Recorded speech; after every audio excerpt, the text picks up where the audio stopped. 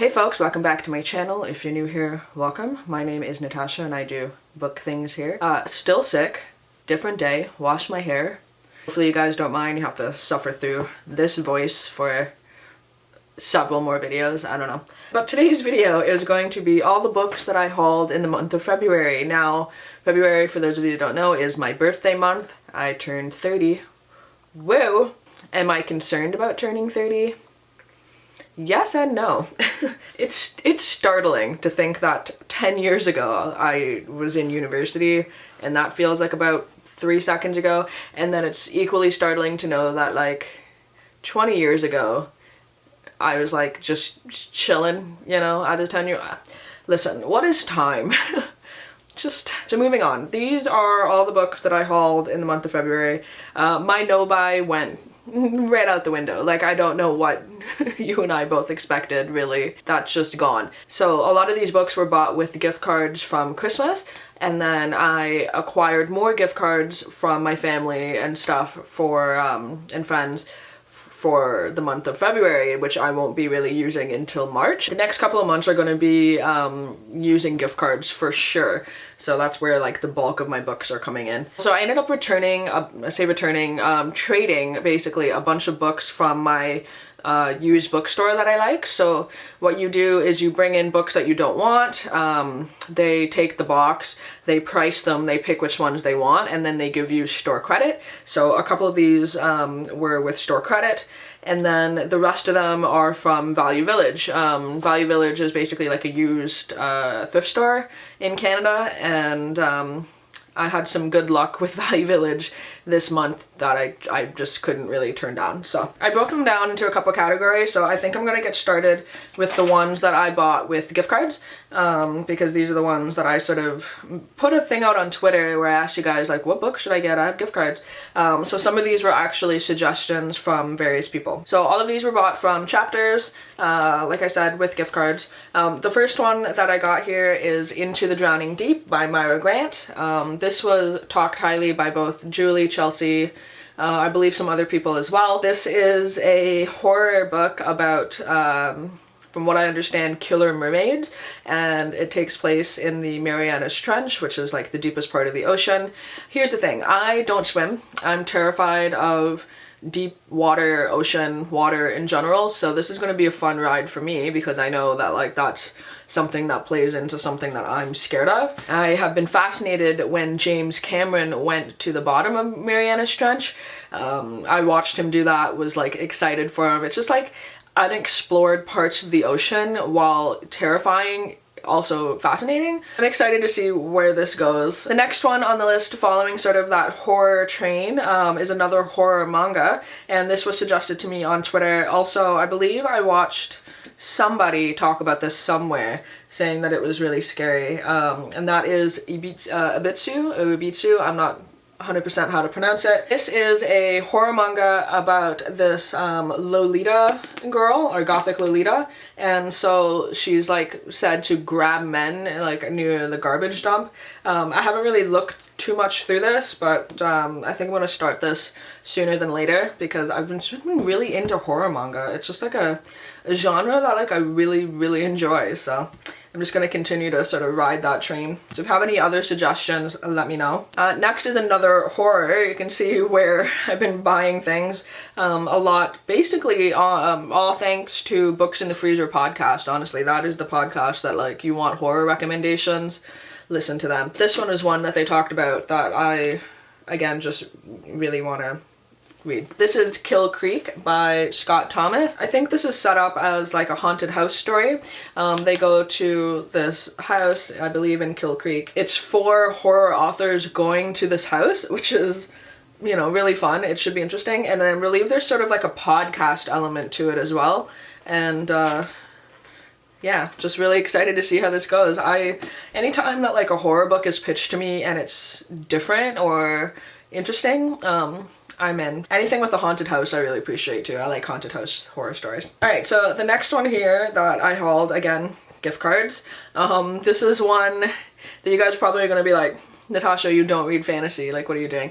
But this is like the one fantasy book that I have been just so excited to read, and I need to get to this sooner than later because I'm like the hype for it for myself is real. That is Senlin Ascends by Josiah Bancroft.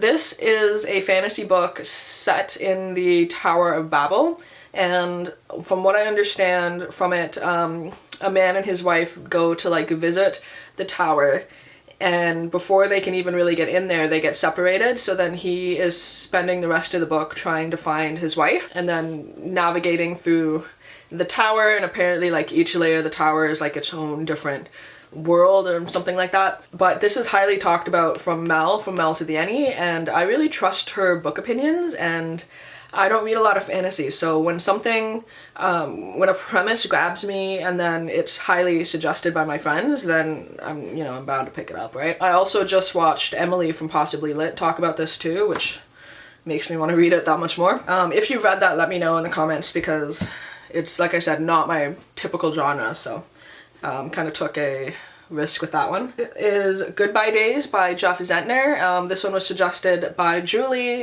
This is another one of his sort of like hard-hitting, upsetting YA contemporaries, emotional. And this one, I believe, has to do with texting and driving and like grief, which is just gonna probably crush me into 1,000 pieces. I've really liked a lot of his writing before, so excited to see if I like that one. And then the last one here that I got with gift cards is one that was suggested by Julia from Julia Sapphire. It is another manga, but this is more a traditional formatted manga, not horror. And so that is A Silent Voice by Yoshitoki Ima. Ooh, don't know how to pronounce that. Again, I'm so sorry. Where the main character, or one of the main characters, this girl is deaf and she gets bullied by this boy, but then returns to the school, and like I guess there's sort of maybe friendship or relationship from there. And pick this up based on Julia's recommendation, but then also on the deaf, hard of hearing side of things, because that's what I am. Then during the drunk live show, we were talking about this book that I'm like, what the fuck is this? I have to get it. It's about shape-shifting honey badgers. And so I went to Amazon and I picked it up physically because I needed it. This is Hot and Badgered. And it's the Honey Badger Chronicles by Shelley Lawrenston, who is a New York Times best-selling author, apparently. Sexy, shape-shifting honey badgers. And like a romance.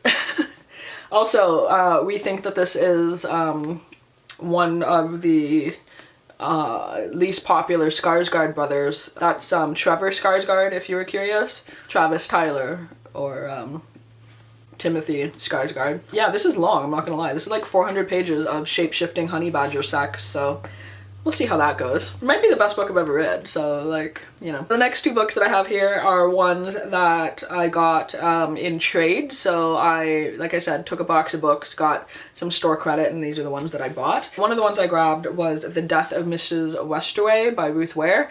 I've read like the majority of Ruth Ware books now, and I have an issue with her where I really like her atmosphere, but her characters suck, and they're just dumb. Like, I don't say they suck, they're just stupid. So I really like her like mystery thrillers, but then I'm also like screaming at the characters. I've heard from Books and Lala that this one is a lot better. This is one of her favorite ones that she's written, so I'm really hoping that I'm in that same boat, and I really like that one. About, I think it's about a woman who is assumed to be someone else, and so she goes to this house to like claim an estate, and sort of like a haunted housey kind of vibe, something like that. Tarot card reading, I don't know, that's all I remember from it. Again, I'm sick too, so forgive me if I'm like a little out of it. And then the next book that I grabbed is a graphic novel, which I've already read, so stay tuned for my wrap-up, because, or if my wrap-up's already up, go watch that, whatever, either way. This is one that I picked up totally on a whim based on the cover and like the back premise. I guess like a standalone graphic novel, like it's this one, I think that's what you get. And it's called Plastic. And the premise for this is that There is a retired serial killer named Edwin, is in love with Virginia, a girl he met online. Her affection quiets his vile urges. Together they tour back roads of America in their LTD, eating donuts and enjoying their healthy appetite for each other. Life is good until Louisiana billionaire captures Virginia, forcing Edwin to kill again in exchange for her freedom. Oh, and did we mention that Virginia is a sex doll? I'm not gonna get into the full review of this, but this is very weird, very, very graphic, like very gory, trigger warnings for like sexual assault, murder, graphic murder. A lot of weird shit in that one. But I picked that up on a whim and ended up really liking it, so there's that. So I have one here as well that I bought full price. That is on The Come Up by Angie Thomas. This is a signed first edition, so I wanted to not use gift cards. I wanted to use my actual shmoney to support Angie Thomas. I don't think it makes a difference, but it might, I don't know. So this one is signed, which I don't know, I just wanted one that was signed. It's a little bit more expensive, but for 20 bucks, still a good price. And so I'll be reading this one soon. I haven't read it yet, but I think everyone for the most part knows what that is. I've been told just to not compare this to The Hate You Give because it's a separate book. I don't know if that's true or not. Like, does it parallel it? Is it like a sequel? I've been told it's not. That this follows Bree, who wants to be a rapper and a female rapper instead of navigating that world. Not sure the details in that book, but I kind of want to go into it and discover where it's going to take me. So those are the books that I grabbed full price, bookstores, gift cards, whatnot. And then the next 10 that I have here are ones that I got from Value Village, so I paid like a whopping maybe 20 bucks for like these 10 books. Is that more than I wanted to haul? Yeah, whatever, it's my birthday month. Fight me. Anyway, so these are all ones that I found thrifting. And so the first one is The Last Town by Blake Crouch. This is actually the third book in a series, but I have the first one. I'm just trying to find the second one. So this is a Wayward Pines trilogy, and that's just the third book. So I'm not going to read the back of it because it's going to spoil me probably for the first and second book. But just know, from what I understand about it, is a guy goes to this town to discover like what's going on there, and then he can't leave. That's what I remember. The next book I got here is a middle grade, but I bought it because I am in love with Jason Segel. So I picked up Nightmares, which is like an illustrated middle grade novel. It's quite long for like a middle grade novel. And it just is about like this haunted house, I think. But it says, "Good night, Charlie, sleep tight, Jack, turn out the lights and watch your back." And it's like, Charlie Laird has several problems. His dad married a woman that he's pretty sure moonlights as a witch. He had to move into her purple mansion, which is not the place you want to find yourself after dark. He can't remember the last time sleeping wasn't a nightmarish prospect, like even a nap. It's all about like nightmares and stuff. I think this is just going to be like really cute. I want to read this probably in the fall. Also, did I mention that I'm in love with Jason Segel? Because I am. He's doughy and cute and tall. I love him. So one that I found was There's Someone Inside Your House by Stephanie Perkins. This is a YA like thriller slasher book. I've heard it's not very good, but I just want to see what the hype's about, so I picked it up and I'm gonna read it. Apparently, one by one, the students of her small town high school begin to die in a series of gruesome murders, each with increasingly grotesque flair. Wow. So I'm going to I don't know, read that at some point. Then I picked up a short book, but I think I heard Lala read this one. That's 13 Ways of Looking at a Fat Girl. I think this is like a series of like short stories or something like that. All about the main characters, I think like online dating, how it handles that topic, because some books can just like, you know, they just don't handle that well. So we'll see if that one does. Why is there just noises, scary noises in my house? Always. And then the next one here is a nonfiction, and that is Brain on Fire, My Month of Madness by Susanna Callahan.